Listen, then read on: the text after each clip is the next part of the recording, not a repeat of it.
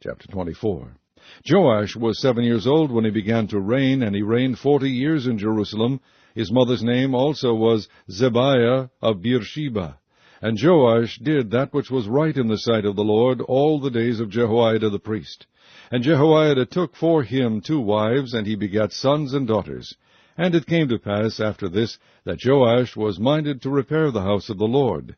And he gathered together the priests and the Levites, and said to them, Go out unto the cities of Judah, and gather of all Israel money to repair the house of your God from year to year, and see that ye hasten the matter. Howbeit the Levites hastened it not. And the king called for Jehoiada the chief, and said unto him, Why hast thou not required of the Levites to bring in out of Judah and out of Jerusalem the collection according to the commandment of Moses the servant of the Lord, and of the congregation of Israel, for the tabernacle of witness? For the sons of Athaliah, that wicked woman, had broken up the house of God, and also all the dedicated things of the house of the Lord did they bestow upon Baalim.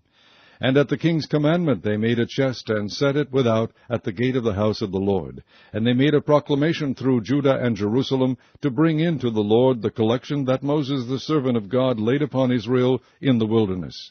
And all the princes and all the people rejoiced, and brought in and cast into the chest, until they had made an end.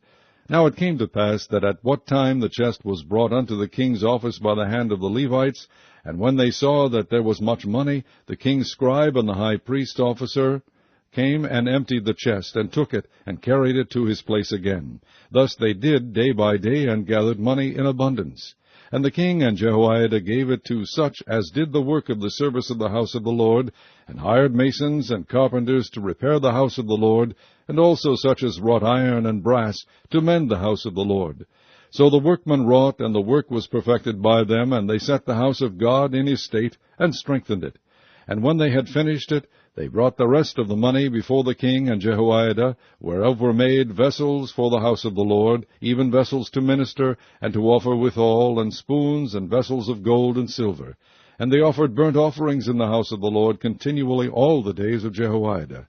But Jehoiada waxed old, and was full of days when he died, 130 years old was he when he died.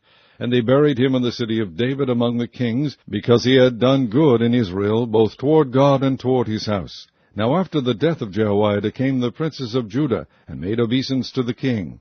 Then the king hearkened unto them. And they left the house of the Lord God of their fathers, and served groves and idols, and wrath came upon Judah and Jerusalem for their trespass.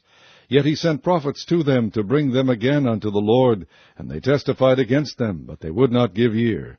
And the Spirit of God came upon Zechariah the son of Jehoiada the priest, which stood above the people, and said unto them, Thus saith God, Why transgress ye the commandments of the Lord, that ye cannot prosper? Because ye have forsaken the Lord, he hath also forsaken you. And they conspired against him, and stoned him with stones at the commandment of the king in the court of the house of the Lord.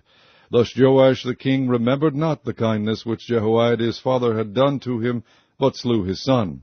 And when he died, he said, The Lord look upon it, and require it. And it came to pass at the end of the year, that the host of Syria came up against him, and they came to Judah and Jerusalem, and destroyed all the princes of the people from among the people, and sent all the spoil of them unto the king of Damascus. For the army of the Syrians came with a small company of men, and the Lord delivered a very great host into their hand, because they had forsaken the Lord God of their fathers. So they executed judgment against Joash. And when they were departed from him, for they left him in great diseases, his own servants conspired against him for the blood of the sons of Jehoiada the priest, and slew him on his bed, and he died. And they buried him in the city of David, but they buried him not in the sepulchres of the kings.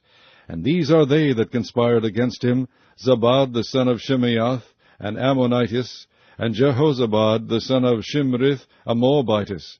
Now, concerning his sons, and the greatness of the burdens laid upon him, and the repairing of the house of God, behold, they are written in the story of the book of the kings. And Amaziah his son reigned in his stead.